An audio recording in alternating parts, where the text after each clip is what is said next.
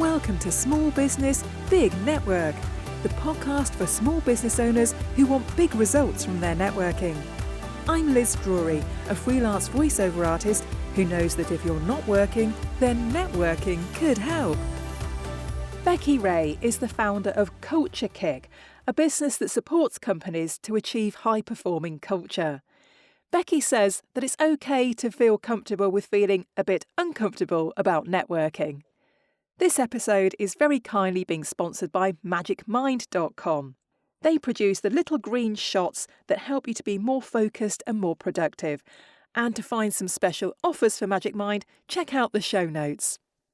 Thank you very much for being my guest on the podcast today, Becky. You are very welcome, Liz. Now, you run your own business, helping business leaders with their performance, but your background is in something quite different. So tell me what your first two careers were before you came to be doing what you do now. No worries. So, I kind of started my career off as an engineer. So I did an apprenticeship and I used to kind of drive a white van, wear overalls and boots. And I used to fix forklift trucks and big earth moving equipment. And I did that for around 10 years. But what it means is I've got a real empathy for kind of the frontline hazard-facing worker kind of perspective. And in my kind of role now, I kind of bring their kind of perspective, their voice up to the leadership team to kind of bridge that gap that's often in place in businesses. Yeah, and I believe from there you went on into health and safety. Tell me something about that career. So I don't know why, but I seem to do careers for 10 years. So I did 10 years as an engineer, nice round succinct number, and then 10 years as a health and safety profession. And now I'm in my kind of third kind of career path as a business owner and as a consultant. So what kind of industries did you do health and safety consulting for? Yeah, so I worked in kind of sort of high risk kind of safety critical industries, so like construction, rail, manufacturing, military aviation, those kind of environments. And I can imagine that there weren't too many other women doing that. No, there weren't, to be fair. And I think times are changing now. I think there's a lot more opportunity and a lot more businesses are open and encouraging of women to come into those roles. But unfortunately, traditionally and stereotypically, it has been quite a male sort of populated environment. But I think times are changing, but it is a little bit slow for my liking. I want to kind of accelerate that a bit more. And are those kinds of careers something that you would recommend to other women? Oh yeah, definitely. I don't believe that there's any barrier that stops anybody from doing the kind of job they want, and businesses also have a duty to make kind of reasonable adjustments and make jobs accessible and open to all kinds of people. Yeah. So what was it that attracted you to those sorts of industries in the first place? I think, again, because I started off kind of as engineer, as a hands-on, physically working with my hands and tools and stuff. I've always been the kind of person that wants to know how stuff works. And as a kid, I did kind of take stuff apart. I think my dad had an old Betamax video player that he wasn't using, so I took it to pieces to see what was inside it. And so what was it that made you leave that environment and go and start up on your own? Yeah, so I think the idea was brewing for a while. And obviously it's easy to look back retrospectively and think, this all kind of connects together to put me in a good place to then be able to be an effective consultant and bring together my expertise and experience. But it all kind of kicked off when COVID started, to be fair. I lost the position I had at a big construction firm because, as you know, lots of companies had to make changes to their workforce. And that gave me the real push that I needed to go, maybe this is the right time. And it was. And I managed to get some opportunities straight away off the bat. And I'm now into my 4th year of running my business. Yeah. So tell me about your business and what it is you do and who it is you help. Brilliant. So my business is called Culture Kick. And I frame everything I do around this notion of developing a high-performing culture. And that means that kind of people and businesses are set up to be successful. So, for example, if you're a helicopter engineer, you need the information, the tools, and you need the kind of autonomy to go forth and just go and fix helicopters. So businesses need to give people what they need so they can be successful. Yeah. So how would you describe a high-performing culture? What is it? Yeah, so I've kind of put I had a framework, but I kind of felt like a framework was a bit boring. So I've put it into a cake. Yeah. So I've got a culture cake. And from kind of stuff I've pulled from over the years, loads of different resources, this culture cake has got 5 layers. So I'll just quickly go through the 5. Yeah. So the first one is all about making it easy. So like what I just described with the helicopter engineer, let's make it easy for people to do what they do best. And that also comes with understanding human errors and error traps and what we call organisational drift, where stuff changes over time. The second one is all about speaking up. So giving people the platform and the ability to be able to speak up and share not only their ideas and innovation, but their concerns and their frustrations.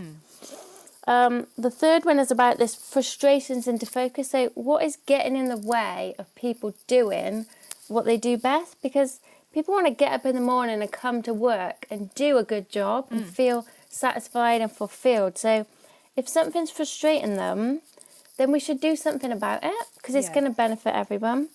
And then the last 2 are all about learning. So learning from failure, because businesses are going to fail and people are going to fail, but how we respond to that and how we reframe that as an opportunity to learn and get better will improve the culture.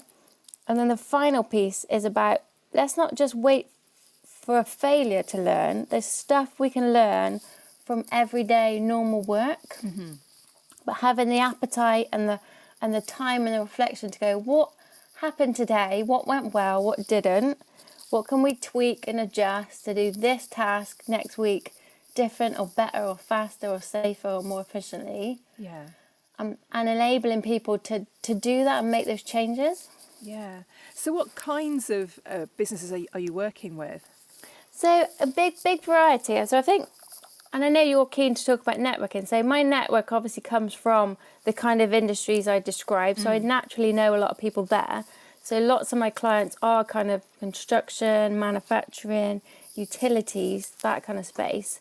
But I know that what I do and the way I help people can actually be translated into any industry. You don't have to be a high risk, safety critical one, because everybody can set people up for success, make it easy, enable people to speak up and share their frustrations and to learn. Yeah.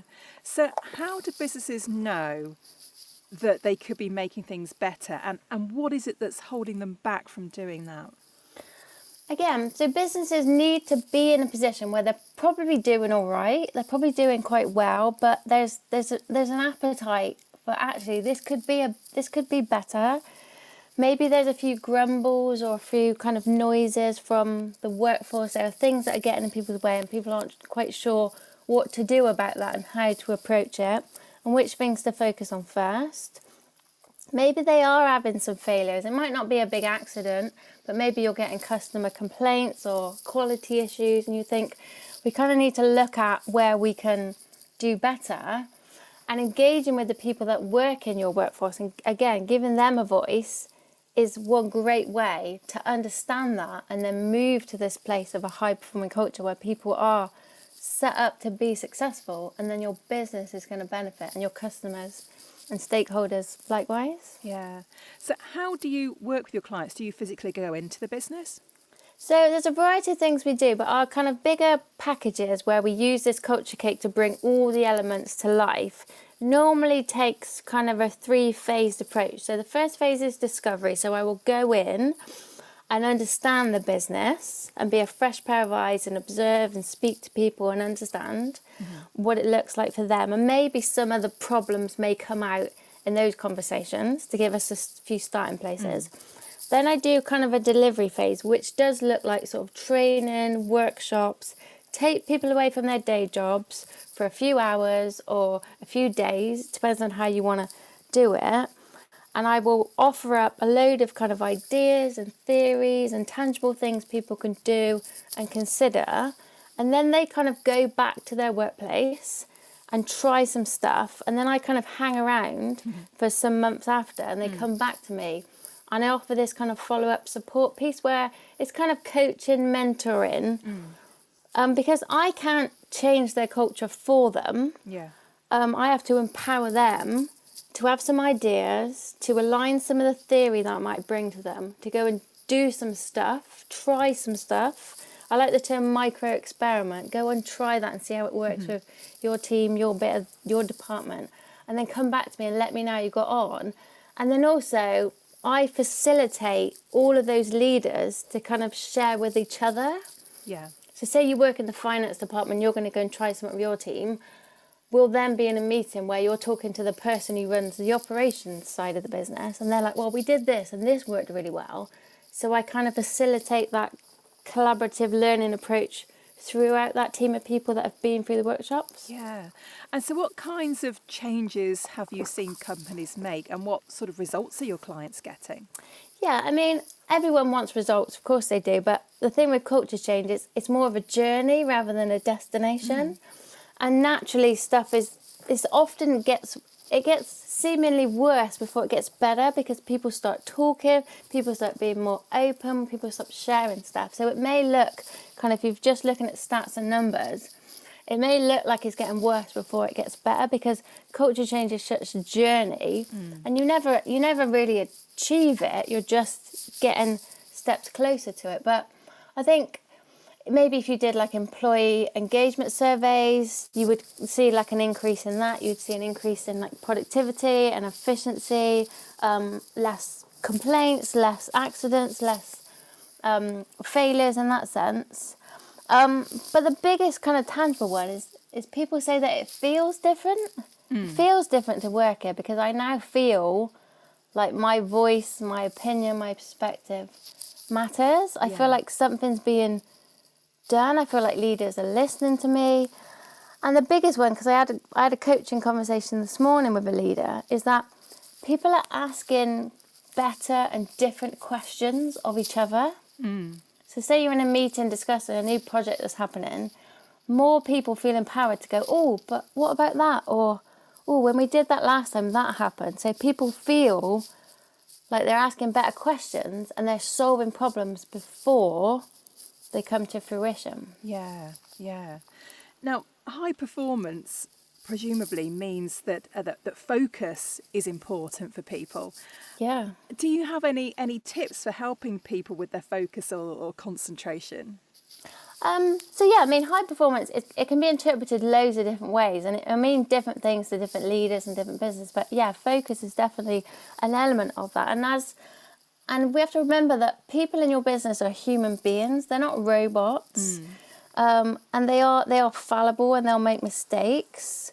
And we need to be looking after the people in our business. So my stuff also kind of goes into the kind of stress and health and well-being and those kind of aspects. So look after people as people, and focus naturally comes into that. So if you're doing like an 8-hour shift and you've got loads and loads of stuff on, then you're not going to be effective and focused for 8 hours. So finding a way to give people that autonomy and empower them to go, actually, you can plan your own time. So work in a way which works for you, whether you're working in big little chunks or you're working collaboratively with other people. So I think it's down to a personal preference and empowering people in your team to go, what works for you? If the business needs you to achieve these things, how is that going to work for you? What hours do you want to work? What days do you want to work? Where do you want to work? Giving people that freedom to choose what works for them. Yeah. Well, something that I've been trying over the last few days that's supposed to help with focus, it's this little green shot that's called Magic Mind, that I've been drinking at breakfast time, and it helps you be more productive and focused, because it contains all sorts of active ingredients, but including things like nootropics from lion's mane mushrooms. That's one of the ingredients. Wow. And so just today, for example, I've had something on my to-do list for absolutely ages, which was to complete an application for business awards. Nice. And finally, I got around to doing it today. And actually, once I put my mind to it and I was able to focus, I did it in an hour. And I've been putting that off for ages. Yeah. So, just something like that can sort of help with concentration. Yeah, definitely. and And so- often it's like, have you heard the phrase "eat the frog first"? Yes. Oh, yes. Yeah, get it out of the way. Get it out of the way. Yeah, and often something you think is going to take you ages and be really difficult is not. It isn't. The one thing I do, and you probably did when you did that form, is I time myself. If I've got a task to do that I've been putting off, I'll time myself to prove, actually, it did only take me 30 minutes. Yes. Yeah, you're absolutely right. Yeah, there's loads of cool tips and tricks like that. Yeah. Well, my podcast, this episode is very kindly been sponsored by Magic Mind, who Nice. have sent me some of these shots to try out. And, it definitely helps with, getting into a flow state and just being able to concentrate and get stuff out of the way and off the to-do list. So if any of my listeners are interested in trying out Magic Mind, they've got a special offer on at the moment till the end of January, where if you subscribe for 3 months, then you get 1 month free. And also if you use my special code, you get an extra 20% off. So magicmind.com/JanSBBN is to get your 1 month free. And the extra 20% is the code SBBN20. I will put both those things in the show notes, so no need to try and scribble it down and remember But it. do they taste nice, Liz? Do you know, I looked at it and thought, oh, what's that going to taste like? 'Cause it's Is kind it of a funny green It's colour? green, Yeah. It's actually quite nice. And I actually nice. quite look forward to drinking it now. And this morning, good. I actually forgot to take it with my breakfast. So I took it with my dog walk and I drank it while I was Okay. walking my dog around the field. So Wow. they're only little, so it Yeah. doesn't take much drinking. But Oh, nice. Well, keep us posted on how you go with them. Yeah. I'd like to try them. yeah, definitely. Yeah, if you buy before the end of January, Okay. you get some for free. I'm on So let's return to the networking now. You did mention your network Yes. a bit ago. So is networking something that you do intentionally for your business? So it is now, and that's quite a new thing. I say this year, it's last year. In 2023, I kind of did a real conscious effort to do it. So I think I was lucky enough to get enough work to sustain me for the first 3 years just on my existing network alone.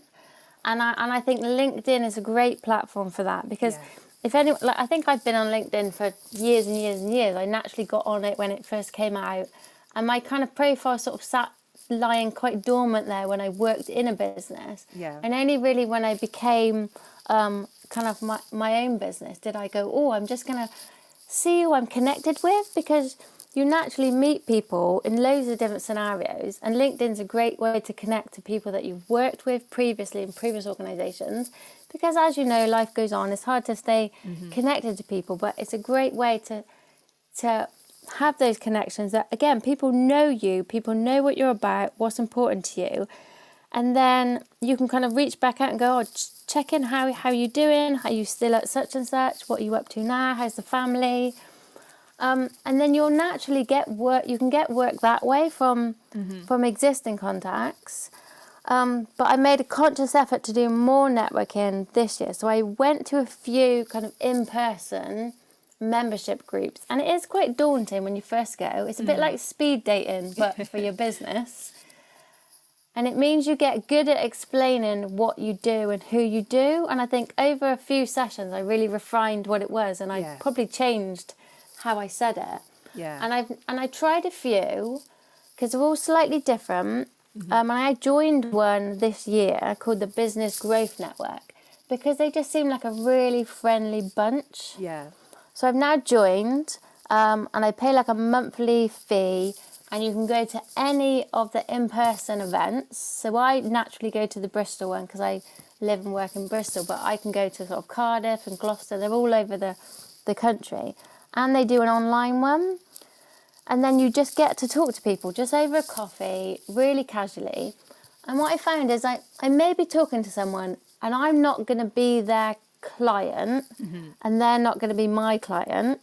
But if we get to know each other and have that mutual respect and understand each other's businesses, then I'm going to recommend that person and their business if I'm in a room and an opportunity comes up for them. Yeah. And likewise, people will naturally do that for you. But it's about building that relationship, that real, authentic relationship with somebody first.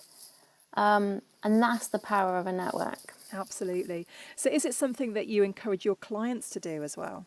Yeah, definitely. Yeah, and you can, and lots of them you can kind of bring guests along as well. So I try and kind of tag a friend along. Go, come on, you can like come and do this sort of speed networking with me, because it's a real confidence builder as well. Yeah, definitely. Yeah. And so do you feel much less daunted now that you've done it a few times? Yes, definitely. I still get that feeling, but I now know that it's okay to be comfortable with being uncomfortable, because there's so much benefit to it. Yeah, definitely. And then, the other thing I wanted to mention is I also joined a membership called the Vivid Business Club. And I mentioned to you a lady called Claire Hill, and she runs that. And that's a membership full of kind of business owners. And you kind of can network that way, but it's kind of all kind of helping each other, all lifting each other up. Yeah. It's a really supportive way, especially if you're a small business and maybe it's just you or a small team. It's nice to have that support network. Yeah.